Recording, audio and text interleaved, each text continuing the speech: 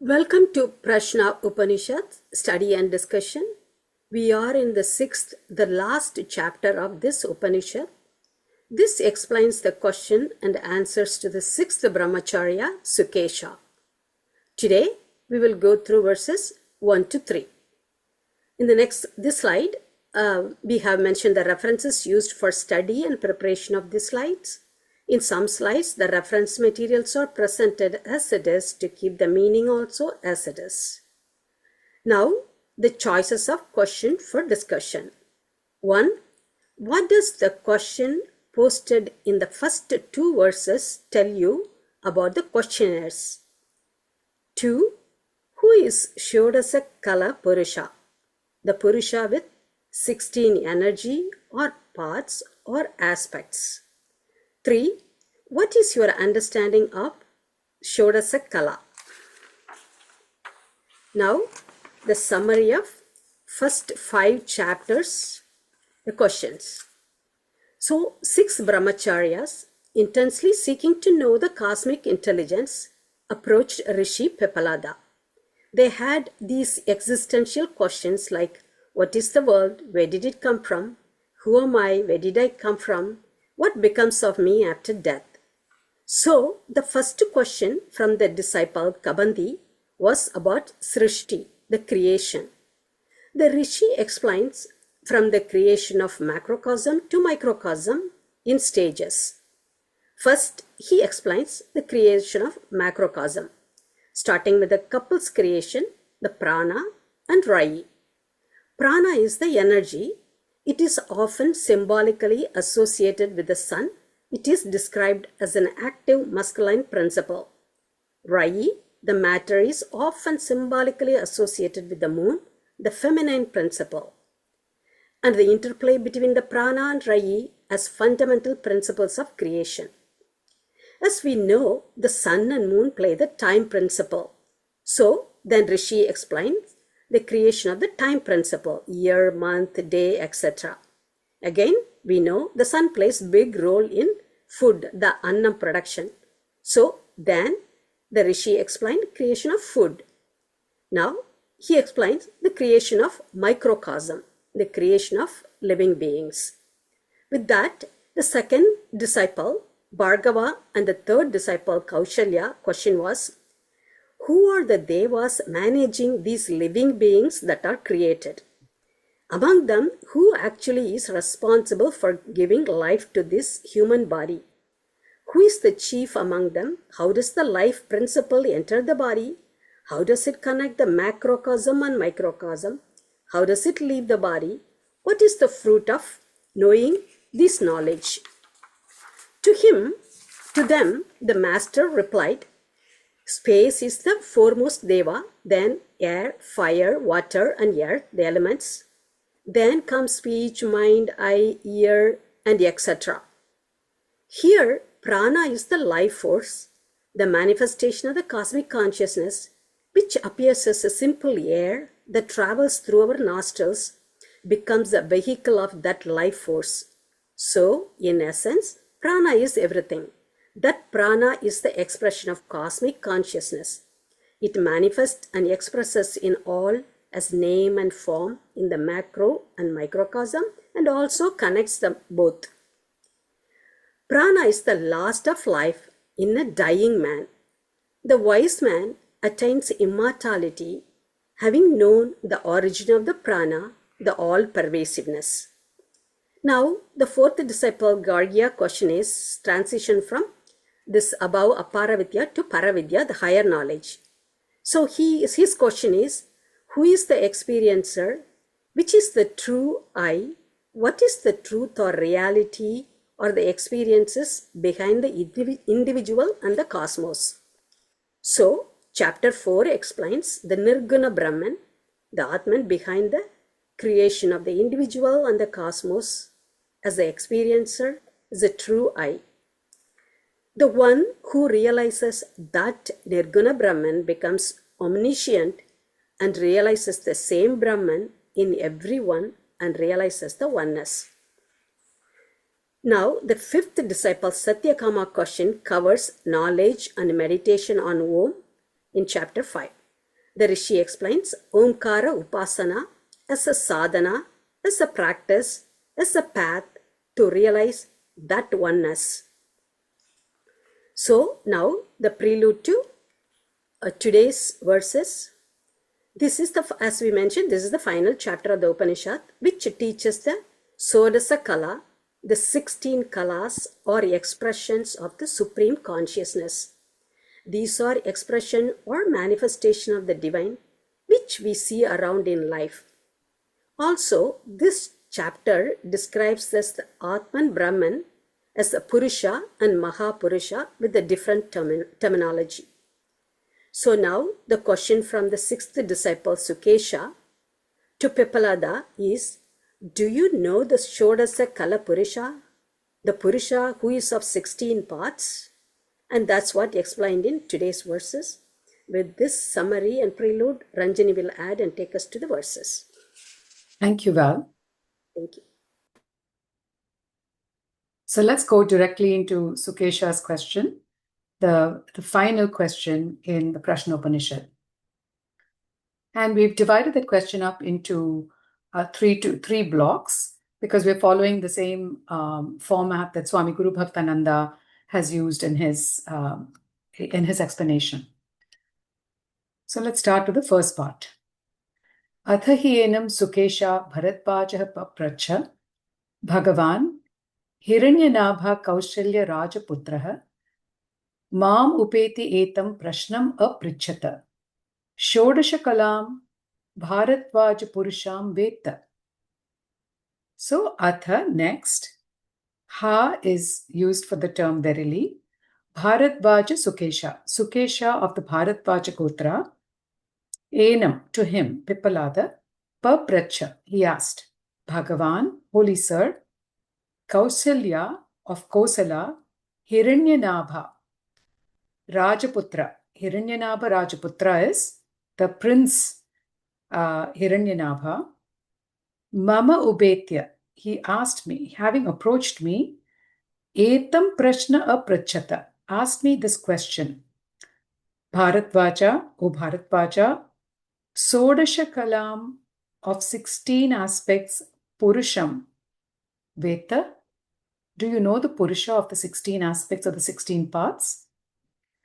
So, next, Sukesha of the clan of Bharatvaja asked him is Pippalada, O Bhagavan, Venerable Sir, Hiranyanabha, the prince of Koshala, came to me and asked me, O Bharatvaja, do you know the Purusha of 16 parts?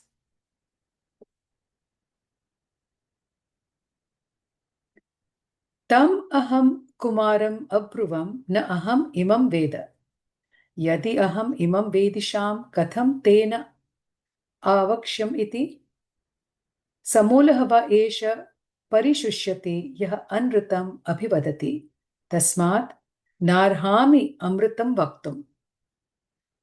So Sukesha tells Pippalada what he said to the prince. Aham, I, tam, that, kumaram, prince, abruvam, said. Aham imam veda, I do not know, na veda, I do not know this.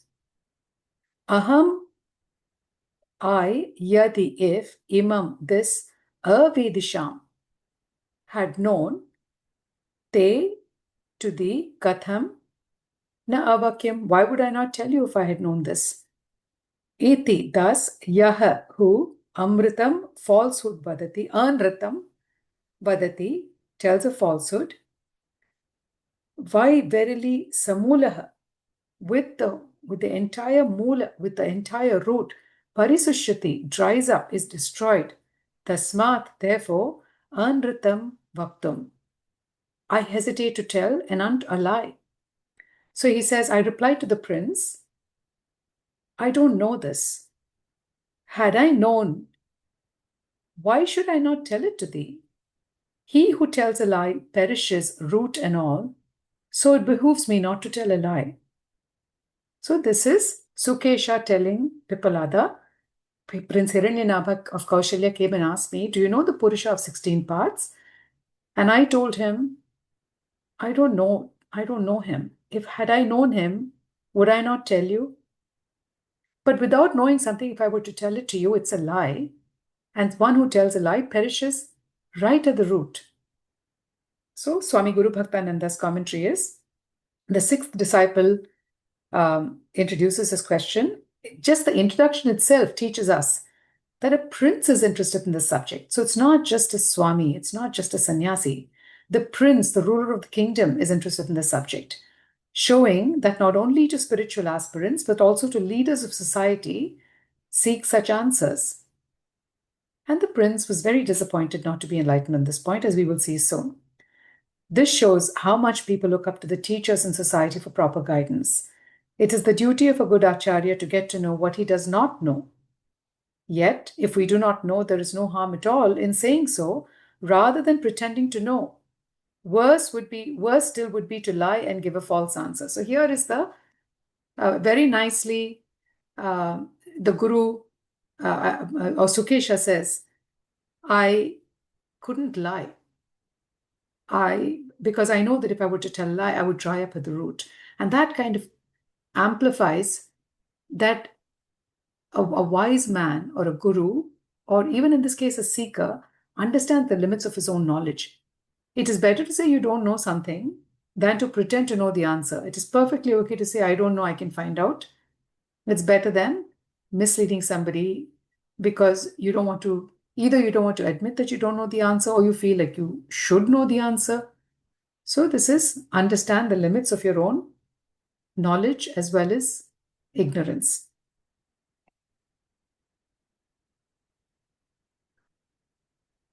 Satushnim ratham aruhya pravavraja tam tva prichami kva aso purusha iti na arhami. So I don't deserve. So there are the princess, I very dejected.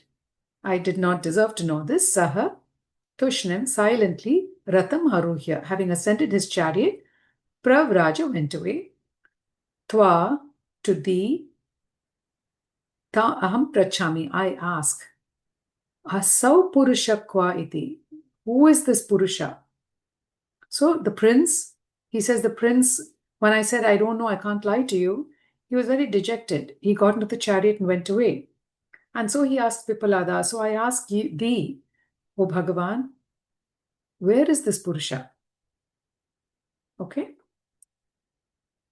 And this picture from the Gita on the right starts to give you a clue to what Pippalada's answer is likely to be, right? That within the body also resides the Supreme Lord. He's said to be the witness, the permitter, the supporter, transcendental enjoyer, ultimate controller, and the Paramatma. We've seen this in other Upanishads as well. We've used this analogy. So this is the sixth question. So what does it tell you about the seekers, right? So just dwell. This is just the beginning of the sixth question. But like a master storyteller, they've woven a little bit of drama into it, where a prince is coming in asking Sukesha this question. Sukesha admits his own ignorance and at the same time signals his own virtue by saying, I wish I had known. If I had known, I would have told him. But how can I pretend to know something that I really don't? So, oh Bhagavan, can you tell me the answer? Okay.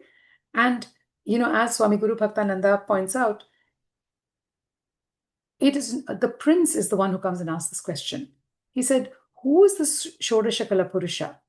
Up to this point in time, we've not been introduced to anything about what Shodashakala means, right? So it is all building up. It starts with the punchline. The prince asking, who is the Shodashakala Purusha? Sukesha saying, I don't know it. Swami, you tell me, who is this Shodashakala Purusha?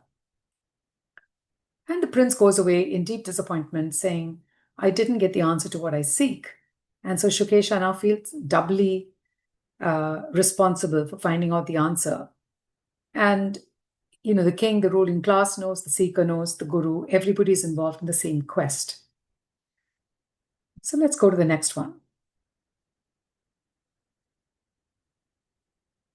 Tasmai sahuvacha Iha eva anta sharire somya sah purusha yasmin eta shodashakala prabhavanti iti.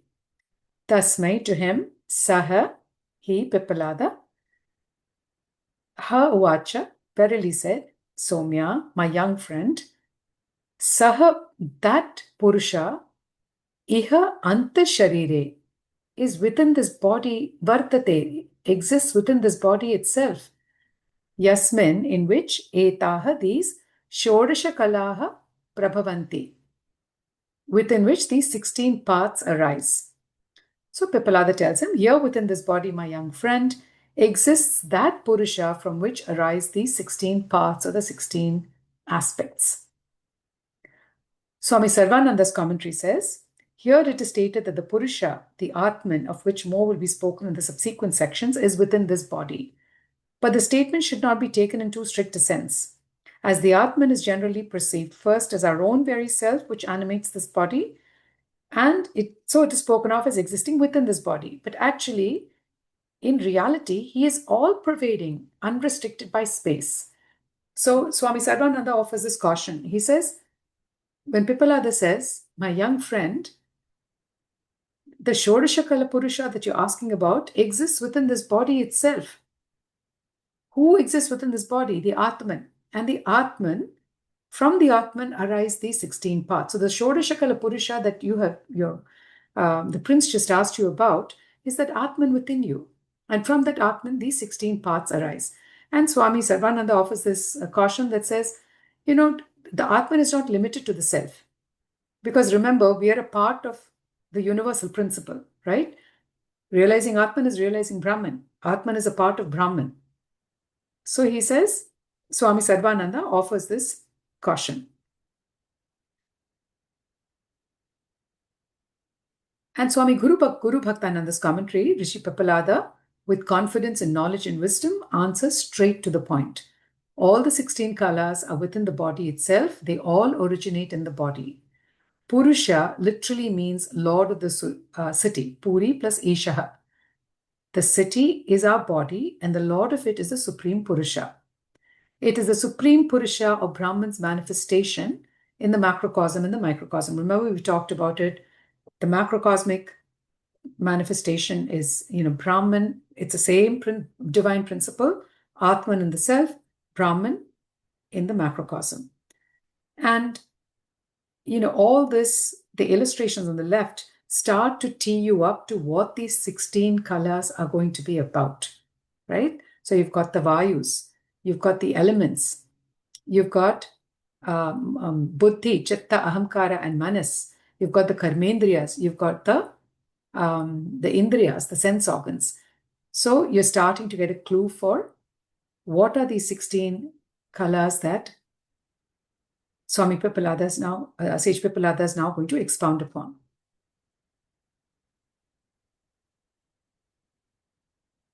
So we'll talk a little bit about the Shodashakala, but let me tee up this next verse before we get there. Sa iksham chakre kasmin aham utkrantah bhavishyami kasmin va pratishtasyam iti. Sah iksham chakre kasmin aham utkrantah bhavishyami kasmin va pratishtasyam iti. That was a tongue twister. Saha, he, iksham chakre, that is an idea. He conceived of an idea. Kasmin, utkrante, who having gone out, aham, I, api also, utkrantah, goes out. Bhavishyami, in the future shall become, kasmin pratishtite, who being established, pratishtasyami, shall be established in this body. So he reflected, by whose going out shall I go out, and by whose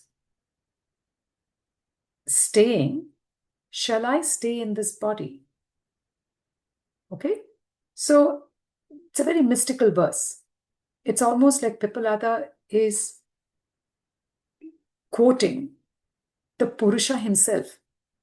And so his reflection is, by who's going out will I leave this body, and by who's staying in this body shall I stay in this body too? So Swami Guru Bhaktananda's commentary, very briefly, and we'll consider it a little bit more. Supreme Brahman is no different from his creation. He is in every bit of his creation. The creation of the 16 categories or aspects from prana to name, which means the chain of cause and effect. Can anything depart from creation without him also departing? Can anything go on existing here without him being present in it? The staying and the departure of Brahman refer to the experience of life and death in individuals. Right? So the Shodashakala Purusha, now we're just being teed up to first the Purusha, and then the next verse will talk about the Shodashakala, the 16 aspects. So when this question is posed to say, what is the sign when something leaves the body, the Purusha leaves the body. When something goes in the body, the Purusha enters the body. We've talked about this in other Upanishads too. So Swami Guru Bhaktananda's commentary continued. Saha, the Supreme Being, the Purusha, is imagined to be deliberating himself on his own creation. What did he want to know, and about what subject? So the Bhashya of Sri Shankara gives a clue to this difficult probing of Purusha. We are trying to probe Purusha as a concept before we even get into the Shodashakala attributes. It suggests that Purusha inquired into three matters. Just with this one question, Swami Guru Bhaktananda is teasing out three questions inherent in this. Creation. When he inquired into the subject, he was able to come up with 16 categories into which creation could be split. These are the Shodashakala, or the 16 kalas, which we will talk about in the next verse. Results. In creation, such as the departure of any particular category from the body or its continuance in the body. Of all these 16 kalas in the body, is there one that is more important than the other? Or what is the first to come in, what is the last to leave? The order of creation of the 16 categories. We all know it starts with prana. So it starts to tee up the fact that the next verse is going to give you a relational or sequential chain of cause and effect. Brahman thus meditated upon himself in this manner. Very mystical. And what did he come up with? So if we keep in mind Brahman's immanence in creation, we get, can anything depart from creation without him also departing? Can anything go on existing without him being present in it? The staying and the departure of Brahman refer to the experience of life and death. What are the essential factors upon which life rests? What is the essential thing which has to depart in order to define the death of the body? This is another way of recasting the questions in this verse. So the question is very simple, but it has the reason, we were reading a lot of commentaries on it, and Shankara's commentary and Swami Chinmayananda's commentary is actually quite difficult to grasp, because Shankara's commentary has a lot about pitting different philosophical systems against each other. And, they pick apart the Sankhya system. The Sankhya will describe this, answer to this question, without what needs to enter for me to be in this body, what needs to leave for me to depart this body, or that. Sankhya will say it's Purusha and Prakriti. Purusha is the divine principle, Prakriti is the matter, Prakriti creates all this. So there's a huge, and the Vedantins say, no, it is all Purusha. So a lot of the commentators and the commentaries you'll find talk a lot about the differences among these different systems, right? So what I really liked was how simply Swami Guru Bhaktananda has simplified this to say, okay, there are three questions. And the way he's parsing these questions starts to clue you into the answers that are going to follow. He says, we started with establishing that there is something called the Shodashakala Purusha, 16 categories. And he says, who is this Purusha? So it first starts with an inquiry into the nature of the Purusha himself. But remember, we said Shodashakala Purusha. Purusha is one without any attributes. Shodashakala has 16 attributes. So we talk about Purusha, and then we're going to talk about the 16 attributes and the order in which they come. because that order is hinted at by this question to say what needs to enter, what needs to leave for me to exist. Okay? So just this verse is very brief, very terse, but there's tons of commentary around it because it starts to tee up what is to follow. And what is to follow, we'll cover in the next session.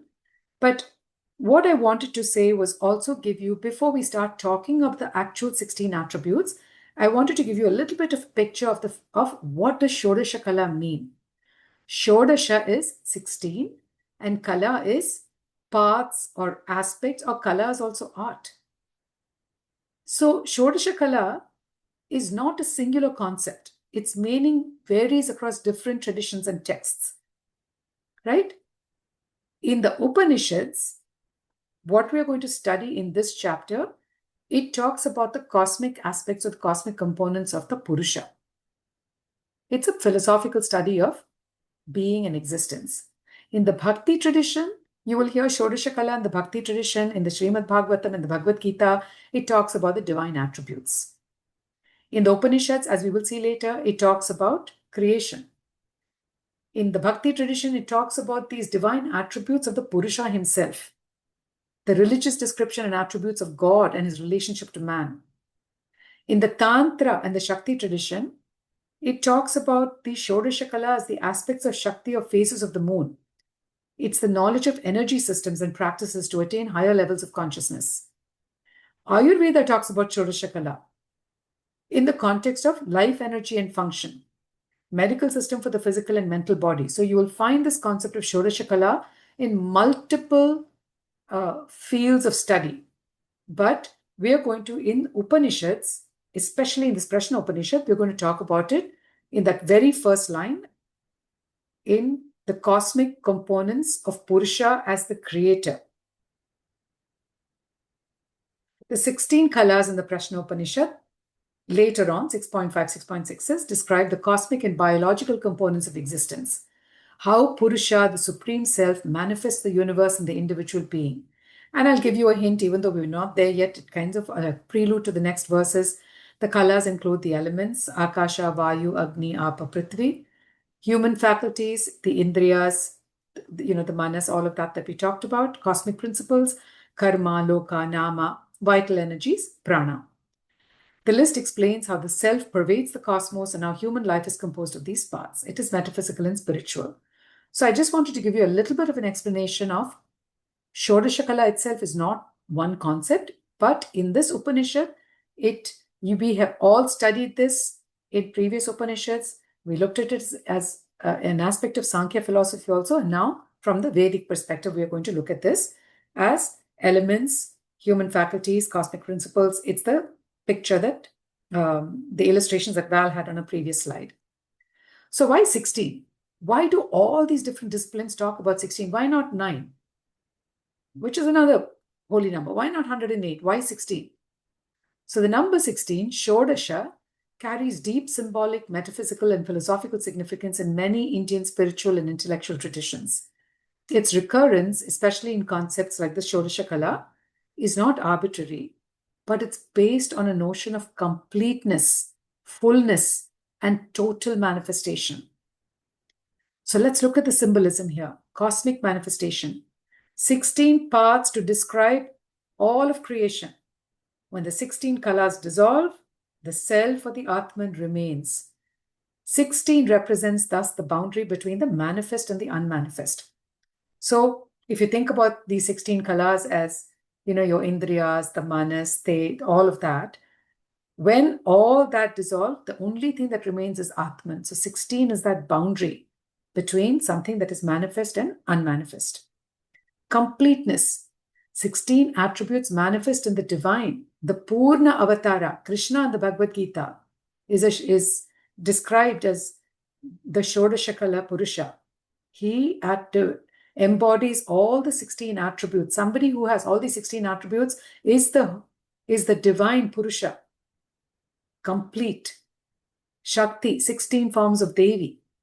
In the Sri Vidya tradition and the Tantra traditions, there are rituals prescribed for 16 forms of Devi, phases of the moon, 16 kalas from a new moon to Purnima, In math, 16 equals 2 to the power of 4. In Vedic and Tantric mathematics, powers of 2 are significant in rituals and cosmology. 4, 8, 16, 32, and it needs somebody with a much better knowledge of mathematics than me to go into the details of that. But again, just to give you a sense of why is the number 16, Shodashakala, which this chapter starts with, Shodasha is 16. All the different things it refers to, and why 16? Why not some other number? Because it is something that is so profound in a lot of our philosophical, metaphysical, and even in us in the sciences, in the Vedic and Tantric sciences. So I just wanted to give you a sense of the significance of the number 16. All right. So we'll come back to the questions that we talked about, which is where Val started. The question is, what does the question posed in the first 2 verses tell you about the questioners? Who is the Shodashakala Purusha, and what is your understanding of Shodashakala? Okay, with that.